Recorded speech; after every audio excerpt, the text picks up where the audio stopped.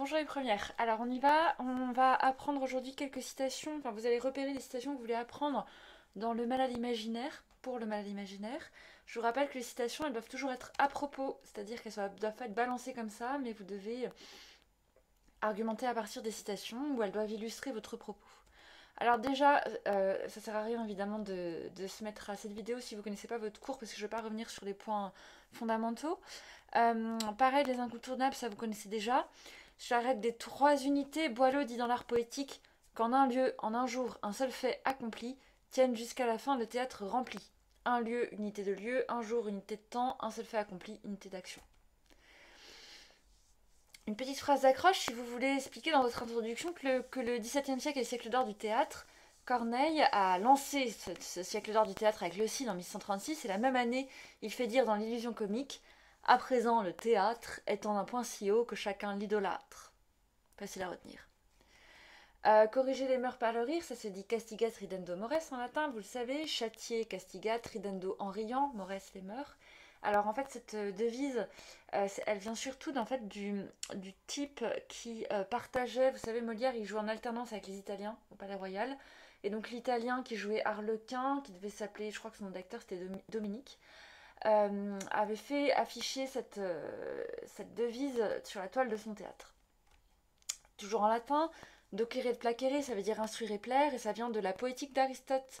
La poétique d'Aristote, vous le savez, c'est le livre qu'on redécouvre à l'époque de Molière, et duquel on tire plein de petites règles comme ça qu'on va utiliser pour faire le théâtre classique.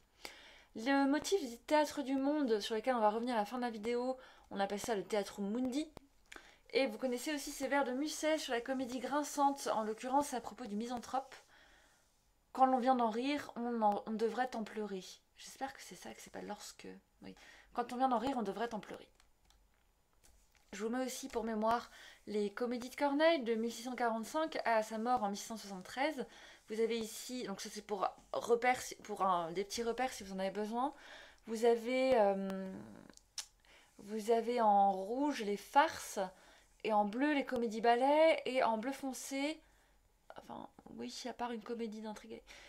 En bleu foncé, ce sont quelques-unes qui ont été faites avec Charpentier, dont Le Malade imaginaire. Vous connaissez forcément Les Précieuses Ridicules, je sais que vous savez ce que c'est.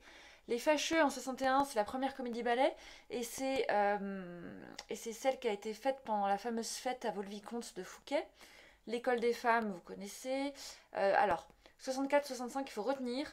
64, Tartuffe, sur les faux dévots. 65, Don Juan, sur un libertin. Donc, ce sont les deux pièces qui sont anti-fausse dévotion.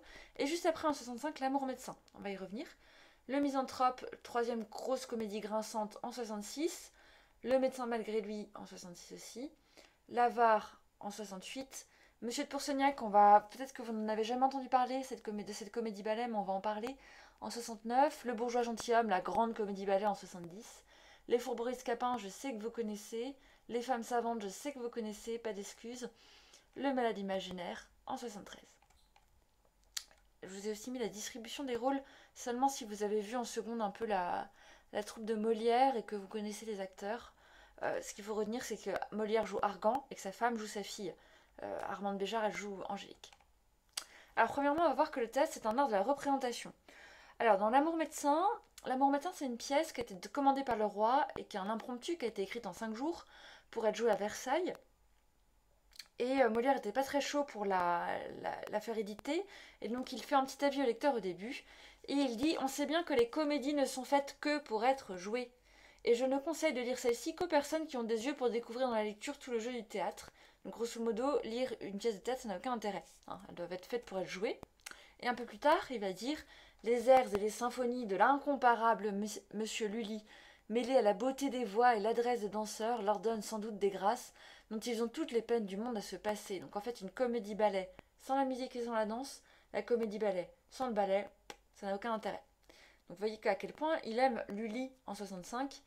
C'est avant évidemment que Lully le trahisse, mais ça vous connaissez. Alors il y a une autre citation que vous devez toujours avoir en tête quand vous parlez du théâtre. Vous savez, il y a plusieurs artistes au théâtre. Il y a le dramaturge qui écrit la pièce, il y a les acteurs, et puis il y a aussi le metteur en scène. Alors chez Molière c'est les trois, hein. Mais en général, le metteur en scène va ajouter en général quelque chose à la pièce, c'est aussi un créateur. Et bien Ionesco était furieux quand sa pièce Les Chaises a été jouée à la Comédie Française. Voilà ce qu'il a dit. Il a dit: vous avez voulu tout naturellement tirer la pièce à vous, alors que vous deviez vous y abandonner. Le metteur en scène doit se laisser faire. Il ne doit pas vouloir quelque chose de la pièce, il doit s'annuler. Il doit être un parfait réceptacle. Donc il doit recevoir la pièce, il ne doit rien changer. Voilà une thèse qui est intéressante si vous devez parler mise en scène et représentation. Hein. L'idée que le metteur en scène ne doit rien ajouter à la pièce, selon Ionesco. Alors on va à présent parler de la critique de la médecine. En effet, dès le prologue, la bergère dit: votre plus haut savoir n'est que pure chimère, vains et peu sages médecins. Vous ne pouvez guérir par vos grands mots latins la douleur qui me désespère, c'est-à-dire l'amour. Votre plus haut savoir n'est que pure chimère. Donc ce que vous savez de plus haut, c'est rien du tout, lui dit-elle, ça commence bien. Alors, la scène 3 de l'acte 3, c'est le moment où Bérald, le raisonneur, et Argan discutent. Et on va avoir beaucoup de citations importantes qui sont tirées de cette discussion. Bérald, qui est l'honnête homme, qui est l'homme mesuré, le raisonneur, propose de raisonner alors que Argan est plein d'excès de mélancolie, de bile noire, comme le misanthrope. Et il va lui dire: il faut qu'on raisonne, R-A-I, la raison. Qu'on raisonne ensemble sur les affaires dont nous avons à parler avec un esprit détaché de toute passion. Donc en fait, face au médecin qui joue sur les passions du malade, Bérald va proposer de raisonner sans passion. Alors, il y a un texte qui peut être intéressant à citer, c'est la lettre contre les médecins, qui est une lettre satirique écrite par Cyrano de Bergerac.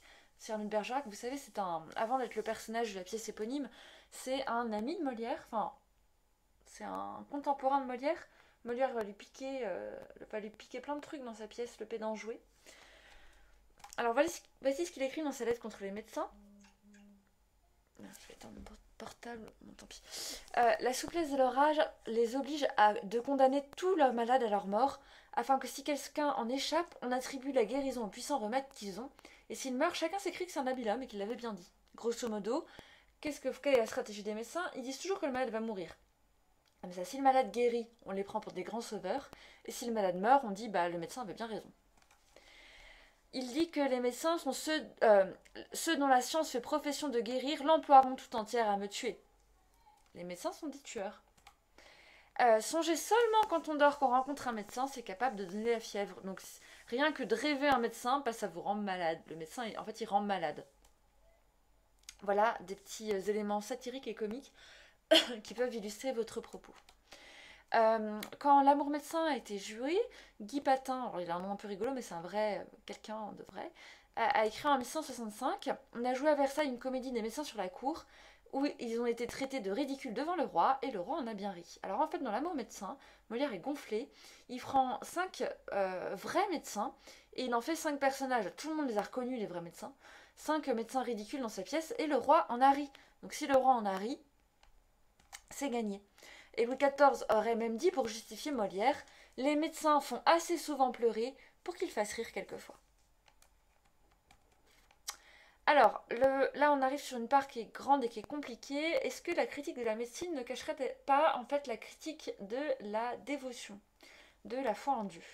Alors, pourquoi est-ce que je dis ça? Je vous ai montré tout à l'heure que L'amour médecin, c'est sorti juste après Tartuffe et Don Juan.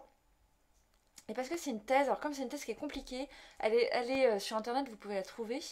Mais je vous conseille de toujours citer le teneur de la thèse qui s'appelle Laurent Thirouin, qui a écrit en 2000 une thèse qui s'appelle L'impiété dans le malade imaginaire. L'impiété, c'est le fait de ne pas être pieux, de ne pas être chrétien. Et en gros, la thèse, c'est que Molière est un libertin, comme Don Juan, et donc Molière, ne pouvant plus critiquer la religion parce que le Tartuffe a été censuré, il va faire passer cette critique de la religion et de la dévotion derrière la critique de la médecine. Alors, grosso modo, je vous donne un élément, par exemple. Le rôle suprême des médecins, leur fonction capitale, c'est de venir au chevet des agonisants, à l'image de prêtres qui administrent l'extrême onction. L'extrême onction, c'est le sacrement que donnent les prêtres avant de mourir. D'où la menace proférée par Argan au nom des médecins contre Molière lui-même, et qui lui semble visiblement la plus terrible. Quand il sera malade, je le laisserai mourir sans secours. Bon. Grosso modo, les médecins sont ceux qui vous permettent de vivre dans ce monde-là, les prêtres sont ceux qui vous permettent de vivre dans l'autre monde, de vous donner la vie éternelle. Donc en fait, l'un et l'autre seraient des charlatans de la même façon. D'accord? Et ça résonne tout particulièrement parce que Molière, au moment de jouer, il est en train de mourir et sa mort a tout un enjeu, je vais vous expliquer pourquoi. Bérald répond quand Argan lui dit qu'il est malade, il dit mais quel mal avez-vous? Et ça résume son incrédulité et ça peut s'adresser à tout chrétien aussi bien qu'à Argan. Le malade imaginaire, c'est un chrétien qui s'imagine que sa nature est déchue et qu'il a besoin de l'aide de la religion pour vivre. Il s'invente un conte, un roman pour rendre sa vie plus supportable, le roman de la médecine ou de la foi. Les deux se valent, l'une et l'autre croyance suscitent la même ironie de la part de leurs adversaires. Donc en gros, le malade, il croit qu'il est malade et qu'il a besoin d'être sauvé par un médecin. Le chrétien, il croit qu'il est malade, qu'il est pécheur, qu'il est malade du fait de la chute originelle, du péché originel, et qu'il a besoin d'être sauvé par un prêtre. D'accord? Alors, sur quoi s'étaye cette thèse vraiment? Parce qu'il y a un énorme lien entre Don Juan et le malade imaginaire. En effet, dans Don Juan, à l'acte 3, Sganarelle s'habille en médecin. Donc j'ai pas, enfin, il faut vraiment étudier la scène en entier.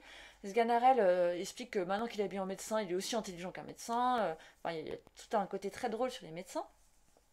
Et Sganarelle va poser des questions à Don Juan. Il lui demande comment, monsieur, vous êtes aussi impie en médecine. Rien que cette phrase, elle vaut son pesant d'or. Vous êtes impie en médecine. Impie, c'est celui qui n'est pas pieux. La piété, enfin, c'est du domaine religieux. Hein. Vous êtes incroyant en médecine. Don Juan répond, c'est une des grandes erreurs qui soit parmi les hommes. La médecine, je n'y crois pas. Quoi, vous ne croyez ni au séné, ni à la caisse, ni au vin émétique, qui sont des remèdes? Et pourquoi veux-tu que j'y croie? Vous avez, répond Sganarelle, l'âme bien mécréante. Donc là, avec les mots mécréant et impie, on voit que Sganarelle, il confond déjà la croyance en la médecine et la foi en Dieu. Regardez, on a exactement le même dialogue dans le malade imaginaire entre Argan et Bérald. Argan dit « Mais raisonnons un peu mon frère, vous croyez donc point en la médecine ?»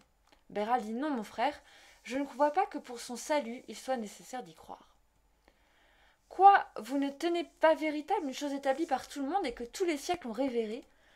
Bien loin de la tenir véritable, je la trouve entre nous une des plus grandes folies qui soit parmi les hommes. Vous voyez, c'est vraiment le même vocabulaire qui est employé. Ce qui est vraiment aussi intéressant ici, c'est le double sens du mot salut, dont on a déjà un peu parlé. Le salut, le fait d'être sauvé, les médecins viennent vous sauver, c'est le même mot qui désigne le fait d'être sauvé de l'enfer, le salut, enfin, comment dire, de la même façon que le médecin va sauver votre corps ici-bas, le prêtre est censé sauver votre âme pour l'au-delà, est censé vous donner la vie éternelle par les sacrements. Et du coup, quand Bérald parle de son salut, du fait d'être sauvé, il joue sur l'ambiguïté entre les deux mots. Et donc on peut se demander si Bérald, qui est le porte-parole des idées de Molière, est pas un libertin, finalement, comme Don Juan. Alors reprenons un petit peu. Juste après juste après le moment où Sganarelle, habillé en médecin, parle de médecine à Don Juan, il lui dit, bon, veux savoir un petit peu vraiment ce que vous en pensez. Ça fait déjà 3 actes qu'on sent que Don Juan est athée, mais qu'il ne l'a pas dit vraiment. Est-il possible que vous ne croyiez point du tout au ciel? Don Juan répond, laissons cela. Bon, c'est-à-dire que non. Et à l'enfer? Et tout de même. Et au diable, s'il vous plaît? Oui, oui. Aussi peu. Ne croyez-vous point l'autre vie? Ah ah ah. Voilà un homme que j'aurais bien de la peine à convertir. Et dites-moi un peu, encore faut-il croire quelque chose? On va y revenir, mais en gros, Sganarelle ici, il est dans l'idée qu'il faut absolument se raccrocher à un truc, et en cela, il va se rapprocher, Sganarelle, de tous les irrationnels, de tous les personnages un peu à marotte chez Molière. Qu'est-ce que vous croyez? On va mettre enfin Don Juan face à sa contradiction. En quoi est-ce qu'il croit? Ce que je crois? Oui. Je crois que 2 et 2 sont 4, Sganarelle, et que 4 et 4 sont 8. La belle croyance et les beaux articles de foi que voilà, votre religion, est-ce que je vois, est donc l'arithmétique. Alors, normalement, vous avez étudié ce passage en seconde, enfin, je pense, que ici, Don Juan fait une profession de foi athée. La seule chose dans laquelle il croit, c'est dans les mathématiques. Et bon, ce qui est intéressant, c'est qu'à l'époque, il y a un grand libertin qui a dit ça avant de mourir, en refusant les derniers sacrements. Et c'est aussi ce que va faire Don Juan un peu plus tard dans la pièce quand il va mourir. Il va refuser de se convertir au dernier moment. Hein. Je crois que 2 et 2 sont 4, je ne crois que dans la logique. Or, Bérald se moque de M. Purgon et dit « Il croit à ces règles plus qu'à toutes les démonstrations des mathématiques. » Donc Bérald, il se met du côté des mathématiques, comme Don Juan qui se met du côté des mathématiques face à la foi. Alors, pour être un peu plus neutre sur la religion, ce qui est sûr, c'est que chez Molière, la foi en la médecine, c'est de l'idéologie. En effet, toujours dans cette discussion entre Béralde et Argan, Béralde dit que quand on est malade, il ne faut rien faire, il ne faut que demeurer en repos, parce qu'en fait, chez Molière, c'est toujours la nature qui est source de bien. La nature d'elle-même, quand nous la laissons faire, se tire doucement du désordre où elle est tombée. C'est notre inquiétude, c'est notre impatience qui gâte tout. Et presque tous les hommes meurent de leur remède et non pas de leur maladie. Voilà une citation à retenir. En plus de ça, ici ce qui est intéressant, c'est que Bérald sous-entend que la nature, elle peut se tirer d'elle-même de l'endroit où on est tombé. Il y a une référence avec le péché, le fait qu'on soit tombé dans le péché, mais voilà. Un peu plus tard, il va dire à à Argan, ce sont des pures idées. Et donc ça veut dire que Argan, il est dans l'idéologie. Toute la médecine, ça se passe seulement là, ça se passe pas vraiment dans son corps, c'est découpé du réel, il est vraiment dans l'idéologie. Alors, en 2020, en 92, pardon, Patrick Dandré faisait un lien entre le Cocu imaginaire, qui est une autre pièce de Molière, avec un personnage qui s'appelle Sganarelle lui aussi, et qui croit vraiment tout le temps qu'il se fait cocufier, qu'il se fait tromper par sa femme. Et comme il y a un lien en malade imaginaire, Cocu imaginaire, il dit que c'est la même chose. Argan, il est bien malade, mais il n'est pas malade physiquement. Il est malade comme le sont les personnages à chimère ou à marotte des pièces antérieures. Donc il est malade parce qu'il a une idée fixe, il est dans l'idéologie. Il a une espèce de marotte. Donc le cocu imaginaire, il est obsédé à l'idée de tromper. On va voir qu'il y a plusieurs personnages comme ça qui ont des marottes. Et c'est de ça qu'est malade Argan. Alors, voici ici la seule citation que je vais vous donner qui est anti-Molière, donc retenez-la. Vous savez que Stendhal a écrit un pamphlet qui s'appelle Racine et Shakespeare, et que dans ce pamphlet, ça fait 200 ans qu'on l'embête avec le classicisme, donc lui, il va prendre parti contre le classicisme, contre Racine, et du coup aussi contre Molière. Et il va dire que Molière, c'est justement cette horreur de n'être pas comme tout le monde qu'inspire Molière, et voilà pourquoi Molière est immoral. Résister à l'oppression, n'avoir pas horreur d'un péril parce qu'il est obscur, voilà ce qui peut s'appeler n'être pas comme tout le monde. Alors Stendhal est un romantique, et vous savez, les romantiques doivent être des grands révoltés qui se distinguent de la masse. Donc ils vont adorer par exemple le misanthrope, les romantiques. Eh bien, il dit c'est dégoûtant parce que Molière, tous ces personnages qui sortent un petit peu, qui sont extravagants, le bourgeois gentilhomme, le malade imaginaire, ils sont toujours raisonnés par un Béralde, par un Chrysalde, par un raisonneur qui veut les remettre et qui veut en faire d'eux des honnêtes hommes, comme tout le monde. Eh bien, c'est pas normal. Le principe, c'est toujours le même, c'est être comme tout le monde. Cette tendance de Molière fut probablement le motif politique qui lui valut la faveur du grand roi. Louis XIV n'oublia jamais que jeune encore, la Fronde l'avait forcé à sortir de Paris. Donc en fait, ici, la thèse, c'est que Louis XIV avait vu les nobles avoir un désir d'indépendance, de distinction quand il était jeune avec la Fronde, et que lui, son but, c'est de les écraser, c'est de faire que tout le monde soit au même niveau, que personne ne se distingue. Et chez Molière, dès qu'on a un personnage qui se distingue, il est ridicule. Donc Argan va se distinguer par son espèce de marotte, et ben il est ridicule. Voilà pourquoi Louis XIV l'aime autant, parce qu'il casse les gens qui veulent être différents des autres. Alors, ce qui motive Argan, c'est la peur de mourir. Voilà ce que dit Émile Fagel en lisant Molière. Argan, il a à l'état continu le premier sentiment peut-être que les hommes aient éprouvé, la peur de la mort. Il est 24 heures par jour l'homme qui ne veut pas mourir. Un peu plus tard, il va faire un lien avec l'avare. Harpagon est l'avare de son bien, Argan, c'est l'avare de sa vie, et c'est la même chose. Remarquez en passant que Argan est aussi avare de son bien. En fait, la toute première scène, vous vous rappelez, elle nous montre Argan qui est en train de compter ses sous avec les remèdes. Et en fait, il y a un lien entre le fait de ne pas vouloir donner son argent et le fait de ne pas vouloir donner sa vie. Damned.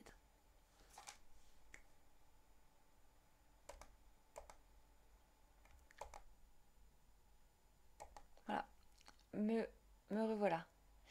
Alors, bon, vous avez compris, hein, en gros, Harpagon veut tout garder pour lui, et Argan veut aussi garder sa vie pour lui, quitte à bousiller celle de sa vie. Hop, je continue mon petit diapo. Alors, en fait, ce que va critiquer Molière dans tous ces personnages extravagants, c'est le fait que c'est des gens qui cherchent à avoir des garanties contre les problèmes et les dangers de la vie, y compris des garanties contre l'enfer. Par exemple, dans l'école des femmes, Arnolphe veut être sûr et certain de ne pas être trompé. Du coup, il prend une fille qu'il isole et qu'il éduque dans la bêtise et dans l'ignorance. Dans Tartuffe, Orgon, il veut être sûr d'aller au ciel, il veut des garanties pour être vraiment sûr d'être un bon chrétien. Dans le Misanthrope, Alceste veut fuir dans un désert parce qu'il veut être sûr de plus jamais être face à des menteurs. L'avare, Harpagon va être sûr de ne pas manquer d'argent, quitte à vivre pauvrement lui-même. Dans les femmes savantes, Armande et Bélise, elles vont être sûres, vraiment sûres qu'elles vont vivre de façon intellectuelle, et du coup elles vont être complètement ridicules, elles refusent de se marier parce que ça risquerait de gâcher leur, leur, leur lecture. Et dans le maladie imaginaire, Argan il veut être vraiment sûr de rester en vie, il veut des garanties pour rester en vie, il veut tout faire pour ça, et donc ils vont tous plonger ces personnages dans des excès, en force de chercher des garanties. Et donc Émile Faguet va donc créer un lien, va voir le lien entre Orgon dans Tartuffe et Argan avec le malade imaginaire. En effet, tous les deux ont un vice qui vient de l'égoïsme et qui le renforce. Le malade imaginaire, il veut marier sa fille avec un médecin pour avoir toujours un médecin sous la main, et le dévot, Orgon, veut marier sa fille avec un ami de Dieu, Tartuffe, pour être toujours sous la main de Dieu. Il y en a un qui tartuffe sa fille pour sanctifier sa maison, et l'autre qui diaphorise la sienne pour assainir sa demeure. En fait, Argan et Orgon, ils veulent la même chose. Ils veulent se garantir d'avoir la vie, l'un ici-bas, j'ai déjà dit 15 fois, l'autre au-delà. Et finalement, c'est un peu la même démarche, quitte à sacrifier tout le monde autour d'eux. Enfin, dans la médecine, le corps devient un objet. Donc Patrick Dandré, pendant le confinement en 2020, à l'époque du début du coronavirus, on l'a invité, on a reparlé pas mal du malade imaginaire à ce moment-là. Il disait que dans le malade imaginaire, le médecin d'Argan dit « Il me fallait que 3 jours pour vider le fond du sac ». Le sac, c'est le nom que l'on donne à une partie de l'intestin, mais la métaphore dit bien ce qu'elle dit. Pour le médecin, le malade, c'est un sac dans lequel on met des médicaments, dont on expurge les mauvaises humeurs, donc il est complètement déshumanisé. Il y a là un effet d'imaginaire, l'objectivation du corps par les traitements, les gens ne sont plus que des objets. Alors j'aurais pu mettre tous les exemples dans la pièce de Molière où les médecins sont complètement déconnectés et ils parlent des gens comme des objets. Enfin, ils voient par exemple de la mort, quelqu'un qui est mort. Ah bah non, il ne devrait pas être mort, il doit être encore vivant. Enfin, ils sont complètement déconnectés de la vraie vie des gens. Alors, on va voir maintenant que la comédie fait rire avec le ridicule, le théâtre divertit. En effet, dans le prologue, on dit que la pièce est faite pour divertir le roi qui revient de sa victoire de Hollande. Après les glorieuses fatigues et les exploits victorieux de notre auguste monarque, il est bien juste que tous ceux qui se mêlent d'écrire travaillent ou à ses louanges ou à son divertissement. Donc premièrement, le but, c'est de divertir, et notamment de divertir le roi. Bérald, avant l'intermède, avec Polichinelle, explique que l'intermède est là pour divertir Argan. Je vous ramène ici un divertissement que j'ai rencontré qui dissipera votre chagrin. En fait, on va le voir un peu après, mais le divertissement du théâtre, ça rend heureux. Alors, on va un petit peu parler du scatologique, du trivial, du bas comique, de tout ce qui est sexuel et scatologique. Bon, je n'ai pas besoin de vous expliquer ce que veut dire scatologique. Dans la scène 3 de l'acte 1, on a la didascalie Argan courant au bassin. Donc ça veut dire quoi? Ça veut dire que Argan est obligé de courir pour aller aux toilettes. Donc, je vous laisse imaginer comme c'est comique à jouer. Enfin, moi, personnellement, ça m'aurait fait rire. Après, vous, peut-être pas. Peut-être que vous êtes des précieuses ridicules. Toinette lui dit « Bon, allez vite, monsieur, allez, monsieur Florent nous donne des affaires. » C'est une métaphore pour dire « Monsieur Florent vous fait aller aux toilettes, allez-y vite. Hein. » Quand monsieur Doifarus présente son fils, j'oublie le petit point après monsieur, il dit « Pour ce qui est des qualités requises pour le mariage et la propagation, il procède en un degré louable la vertu prolifique, et qu'il ait du tempérament qu'il faut pour engendrer et procréer des enfants bien conditionnés. » Mais qu'est-ce qu'il est en train de dire? C'est hyper trivial. Il est en train de dire que son fils Thomas a tout ce qu'il faut là où il faut pour faire des enfants autant qu'il faut, comme il faut. Enfin, le truc le plus drôle et le plus trivial, c'est Bérald qui dit à Monsieur Florent « Allez, Monsieur Florent, on voit bien que vous n'êtes pas accoutumé à parler à des visages. » Alors la version originale, elle est encore plus trash. Mais en gros, à Monsieur Florent, à force de faire des lavements, il a plus l'habitude de voir des fesses que des visages. Voilà ce que sous-entend Bérald. Enfin, vous pouvez aussi citer les frontispices. Alors, Monsieur de Pourceaugnac, c'est une pièce qui a eu lieu juste avant Le Malade imaginaire. Et Monsieur de Pourceaugnac, il y a une scène qui est très connue, dans une comédie-ballet. Il se fait poursuivre à moitié en dansant, à moitié en chantant, par des médecins avec des énormes clistères qui vont lui faire un lavement directement sur scène. Et c'est la scène, elle est tellement marquante, elle a marqué le théâtre. Hein. Le théâtre, c'est pas seulement des textes, c'est aussi c'est visuel, c'est du spectacle. Donc elle a tellement marqué le théâtre que c'est ça, c'est cette scène qu'on va retenir. Pardon, quand on va illustrer dans le frontispice en 1682 par Brissart. Vous voyez ici les clistères, etc. Et c'est aussi celle qui va être utilisée par François Boucher pour illustrer. Vous voyez encore quelqu'un avec un clister. Et puis les grands linges pour tout le lavement qui va avoir lieu avec le pauvre monsieur de Poursognac qui essaie de se protéger les fesses. Alors, le ridicule, c'est un grand enjeu de la pièce, et l'enjeu aussi, c'est de savoir qui est la cible du ridicule. Les médecins, qui en l'occurrence vont mal le prendre. Alors, regardez comment on décrit Thomas Diafoirus quand il apparaît à l'acte 2, scène 5. La didascalie dit que c'est un grand benet, nouvellement sorti des écoles, qui fait toute chose de mauvaise grâce et à contretemps. Donc, y a pas, enfin, on peut pas le sauver. Il est ridicule, quoi. Il sort de l'école de médecine et il est ridicule. Le portrait que Thomas Diafoirus, que son père en fait de lui, il est ferme dans la dispute, fort comme un turc sur les principes, il ne démord jamais de son opinion, et il poursuit un raisonnement jusqu'en dans les derniers recoins de la logique. En gros, il est obtus. D'accord. Il ne démord jamais de son opinion, c'est qu'on ne peut pas raisonner avec lui, contrairement avec Bérald. Lui, il est. Ouais, il est obtus, quoi.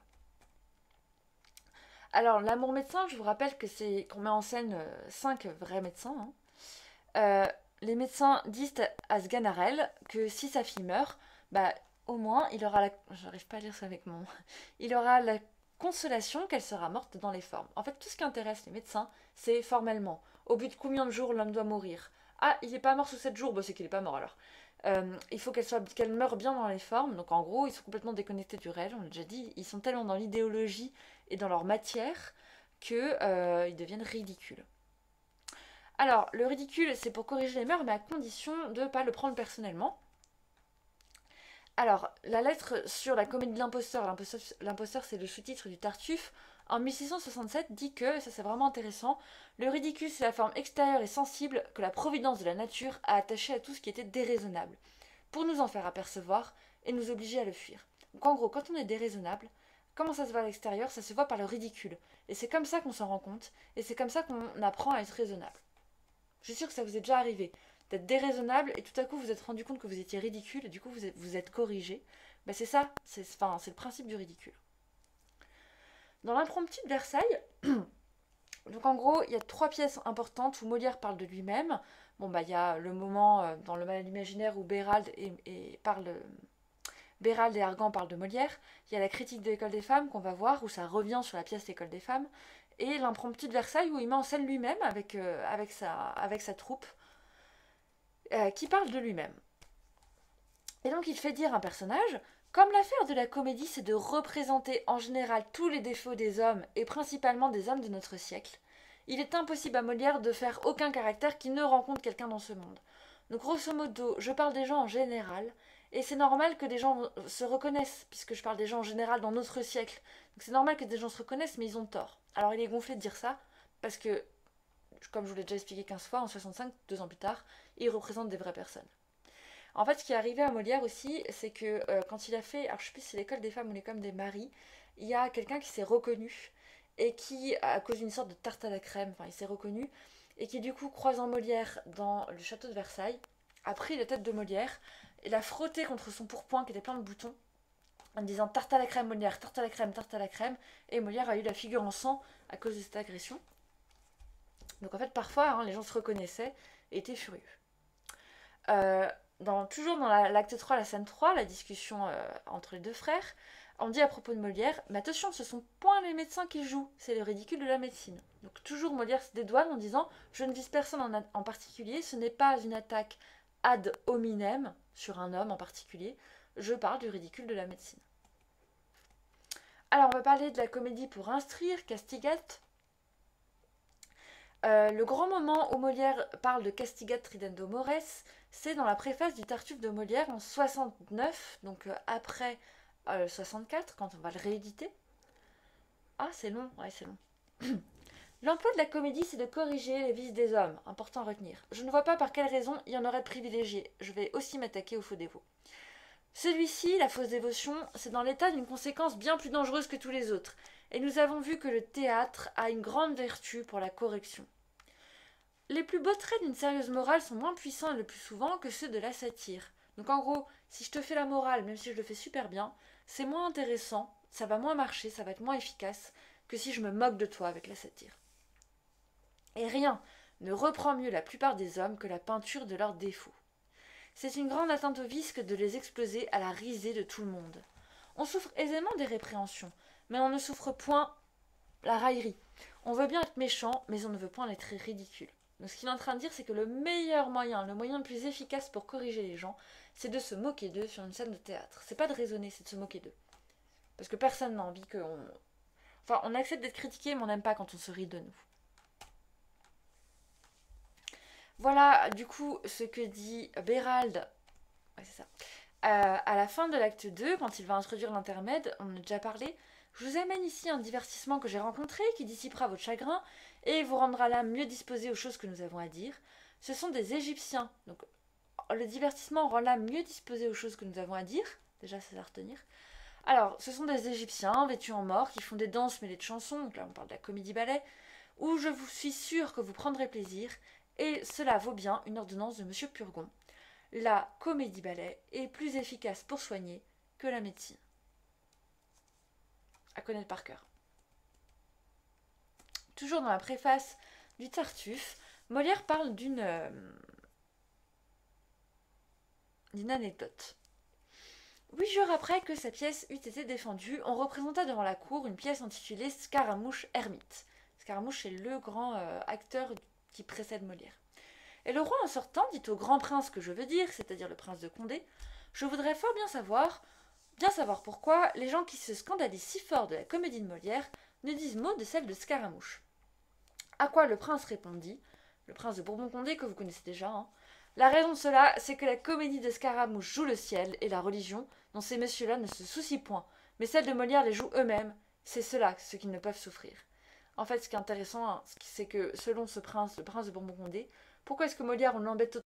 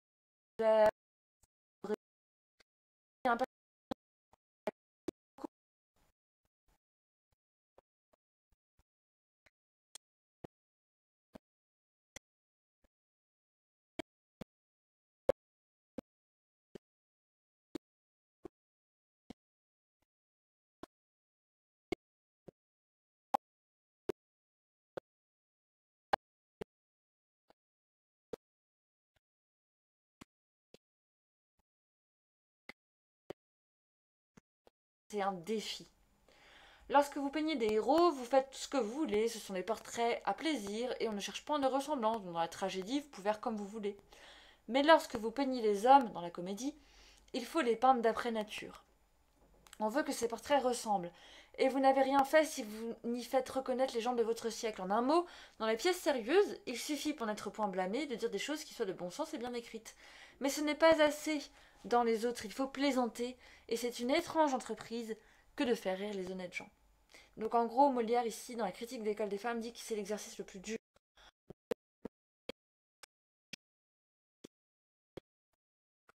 Je sais pas, hein, imaginez, genre, si je vous dis comme ça, allez faites-moi rire, c'est hyper difficile. Alors, Boileau dit un peu la même chose dans son art poétique de 74. Il dit que la comédie c'est un miroir qui va nous montrer les défauts. C'est vrai vous rappeler d'ailleurs ce que dit Stendhal sur le roman 200 ans plus tard. Chacun peint avec art dans ce nouveau miroir si vite avec plaisir, ou cru ne s'y point voir. L'avare des premiers rit du tableau tracé sur son modèle. Donc l'avare rit dans notre avare, il se rend pas compte que c'est lui. Et 1000 fois un fa finement exprimé, méconnu le portrait sur lui-même formé. Donc en gros, un fa va rire du fa sans se rendre compte que c'est lui le modèle. Que la nature, donc, soit votre étude unique, auteur qui prétendait au bonheur du comique. Quiconque voit bien l'homme est d'un esprit profond de temps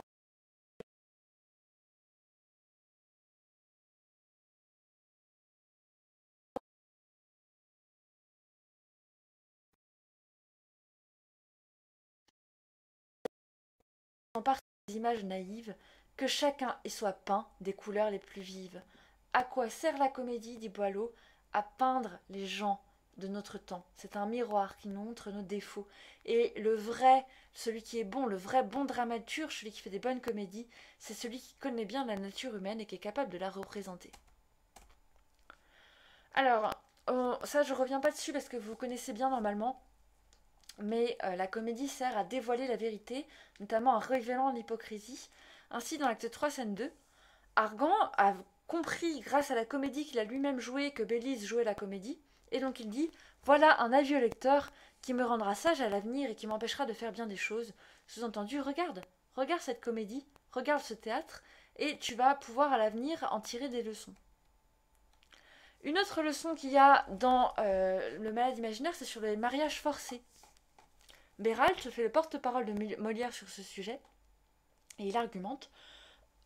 Il dit « Je vous dirais que pour le choix d'un gendre, il ne faut pas suivre aveuglement la passion qui vous emporte, et qu'on doit sur cette manière s'accommoder un peu à l'inclinaison d'une fille, puisque c'est sur toute sa vie.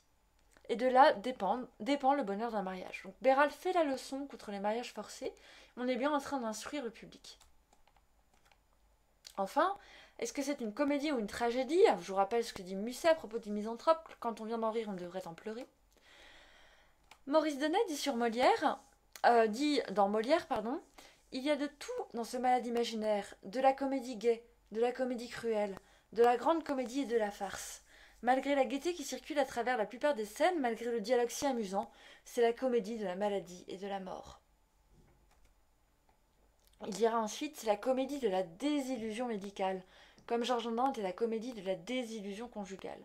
Donc dans Georges Dandin, on voit un homme qui se rend compte que le mariage va pas être fun avec sa femme, parce qu'il s'est mal marié. Et ben dans Argan, il se rend compte que sa femme n'est pas celle qu'il croit, et que les médecins l'ont trompé, donc c'est vraiment sur la désillusion médicale, sur le fait qu'on nous a trompés. Et que comme tout le monde, il n'y a pas de garantie, il va mourir comme tout le monde, Argan. Enfin, on va parler un petit peu du Theatrum Mundi. Alors, vous le savez qu'il y a dans le Malade imaginaire plusieurs moments où les personnages vont eux-mêmes jouer des scènes. Donc par exemple, on a la pastorale que vont jouer Angélique et son amoureux. Et puis dans les scènes 12 à 14 de l'acte 3, Tonette demande à Argan de contrefaire le mort. Donc ça, il faut bien tenir ce mot, elle lui dit contrefait le mort. Ça veut dire qu'elle se pose en metteur en scène et Argan en acteur. Dans l'acte 2, scène 8, Louison, elle aussi, elle parle de la fiction de son temps, et donc elle fait une mise en abîme, parce qu'elle parle d'autres œuvres dans son œuvre. Elle lui dit je vous dirai, si vous voulez, pour vous désennuyer, je peux vous raconter le conte de Podame, Charles de Perrault, copain de Molière, ou bien la fable du corbeau et du renard, Jean de La Fontaine, copain de Molière, qu'on m'a apprise depuis peu. Molière casse comme ça ses amis qui font de la fiction. Enfin, alors, à la fin de L'amour médecin, ça c'est très drôle, dans la fin de L'amour médecin, bon, en gros, on a un mariage où le barbon croit que c'est un faux mariage qui va lui permettre lui-même de se marier avec la jeune fille, mais en fait non, enfin bref, il se fait jouer sur le mariage, et on va lui dire, vous avez cru faire un jeu qui demeure une vérité, et vous avez bel et bien marié la jeune fille et le jeune garçon ensemble, alors que vous pensiez que vous faisiez l'inverse. Et donc le jeu permet de cacher la vérité. Vous avez cru faire un jeu qui demeure une vérité, ça c'est à retenir sur le théâtre dans le théâtre, pour montrer que la comédie dévoile la vérité. Alors, il est temps ici de vous parler de Shakespeare, la pièce As You Like It, comme il vous plaira, facile à retenir, c'est en 1599, c'est la comédie par excellence qui parle du Theatrum Mundi, de l'idée que on joue tellement des rôles sur la scène que ça se poursuit forcément dans la vie. En effet, alors ça va vous donner le tournis, dans As You Like It, on a un personnage qui s'appelle Rosalinde, et comme on est sous Shakespeare, vous savez que les femmes n'avaient pas le droit de jouer au théâtre, donc c'est un acteur masculin qui joue la fille Rosalinde. Et Rosalinde, il y a Orlando qui est amoureux d'elle. Très bien. Rosalinde est censée s'enfuir et se cacher, donc elle va se déguiser elle-même en un garçon qui s'appelle Ganymède. On aura donc un acteur masculin qui joue Rosalinde, qui joue Ganymède. Orlando dit à Ganymède, voilà, je suis fou amoureux de Rosalinde, je sais pas comment faire pour me... je suis amoureux de Rosalinde. Et Ganymède lui dit, je sais ce qu'on va faire, je vais te désamourer d'elle, désenamourer d'elle. Et du coup, voilà ce qu'on va faire. Tu vas me parler comme si j'étais Rosaline, moi je vais jouer Rosaline, et puis je vais être désagréable, je vais me moquer de toi. Et du coup, on aura un acteur masculin qui joue Rosaline, qui joue Ganymède, qui joue lui aussi Rosalinde. Si ça, c'est pas de la mise en abîme, à vous donner de fourni. Et donc, à la fin de cette pièce, on a un personnage qui revient souvent dans le théâtre de Shakespeare, qui s'appelle Jack, et qui fait cette fameuse tirade hyper connue. All the world a stage, on all the men and women merely players. They have impossible à dire si vous avez un appareil dentaire. They have their exits and their entrances. And one man in his time plays many parts.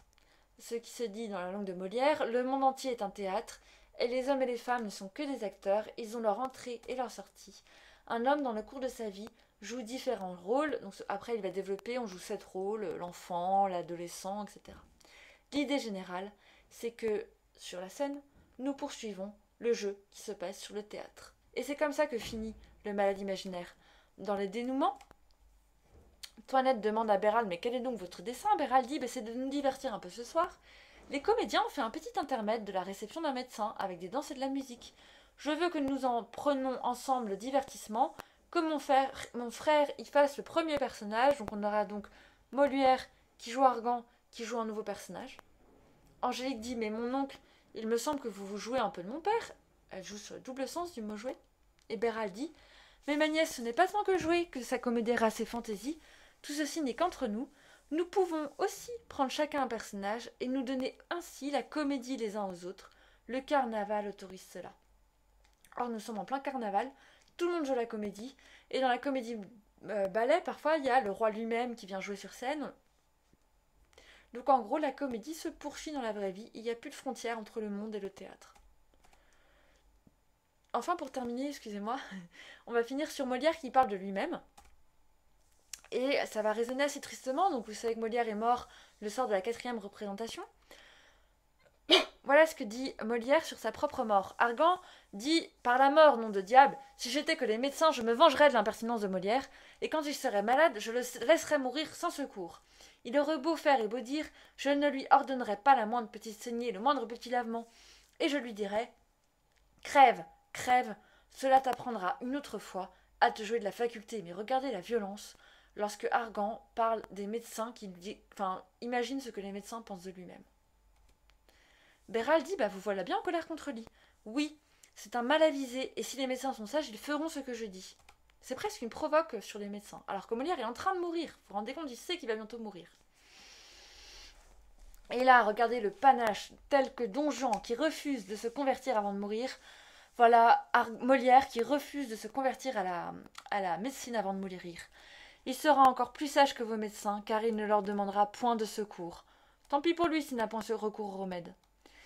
Il a ses raisons pour n'en point vouloir, et il soutient que cela n'est permis qu'aux gens vigoureux et robustes et qui ont des forces de leur porter les remèdes avec la maladie, mais que pour lui, il n'y a justement de la force que pour porter son mal. C'est très amer, Molière, il ne lui reste plus que la force de porter sa maladie, il n'en peut plus des médecins, il n'a plus rien à faire des médecins. Et ça résonne avec sa mort. Alors qu'est-ce qui s'est passé à la mort de Molière, vous le savez? Molière a quand même demandé, c'est comme tous les... Moi la thèse de Molière libertin, j'adhère pas à 100%, je pense pas vraiment que Molière soit un pur athée, j'y crois pas vraiment, mais c'est ce que croient la plupart des gens aujourd'hui. Mais grosso modo, au moment de mourir, on appelle 3 prêtres différents qui ne viennent pas pour faire la fameuse renonciation au métier de comédien qui permet d'être enterré en terre chrétienne et d'obtenir ces fameux derniers sacrements, ce fameux secours au moment de mourir. Donc Béral dit il ne demandera point de secours, Molière quand même demande du secours religieux au moment de mourir. 3 médecins ne se déplaceront pas, alors il va quand même Molière être enterré la nuit, mais en terre chrétienne, parce qu'au moment de sa mort, il y avait quand même cette demande d'être secouru, puis il y avait quand même des religieuses à ses côtés. Mais ça résonne vraiment, ces paroles de Molière qui sonnent comme un testament, ça résonne vraiment de façon hyper amère et hyper puissante sur les faux secours et les fausses garanties dont je vous ai déjà parlé. Donc vraiment, la mort de Molière, c'est une des morts les plus...